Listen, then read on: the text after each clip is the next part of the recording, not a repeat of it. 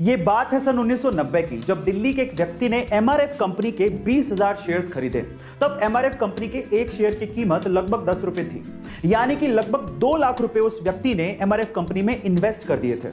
उसके बाद वो पैरालाइज्ड हो गए और लगभग 10 साल उन्हें रिकवर करने में लग गए। लेकिन 10 साल बाद जब उन्होंने एमआरएफ के 20,000 शेयर्स की बात अपने पोते को बताई और जब पोते ने पता लगाया तो वो ये सुन के हैरान रह गया कि जो 20,000 शेयर्स उन्होंने लगभग 2 लाख रुपए में खरीदे थे, तब उनकी कीमत 130 करोड़ रुपए हो चुकी थी और आज के वक्त उन 20,000 शेयर्स की कीमत लगभग 160 करोड़ रुपए हो चुकी है। गाइस, इसको कहते हैं इन्वेस्टमेंट की पावर।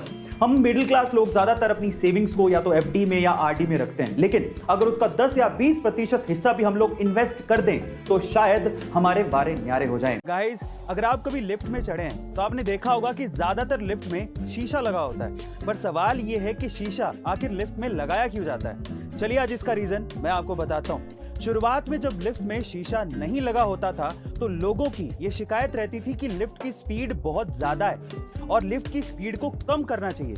जब ये बात लिफ्ट के मेकर्स तक पहुंची तो उन्होंने ये जाना कि लोगों का दिमाग और ध्यान पूरा का पूरा लिफ्ट की स्पीड पर ही रहता है, जिसकी वजह से वो घबरा जाते हैं। अब उनके ध्यान को हटाना जरूरी था, इस वजह से लिफ्ट में शीशा लगाया गया ताकि लोग जब लिफ्ट में चढ़ें तो वो सिर्फ अपने आप को देखते रहें और उनका ध्यान कभी लिफ्ट की स्पीड पर जाए ही नहीं। गाइस, यही रीजन है लिफ्ट में शीशा लगाने का। क्या इसके पहले तक ये अमेजिंग फैक्ट आपको पता था? और अगर नहीं पता था तो कमेंट सेक्शन में जरूर लिखिएगा और ऐसे अमेजिंग वीडियोस के लिए शेयर, सब्सक्राइब एंड लाइक। मिलते हैं अगली वीडियो में।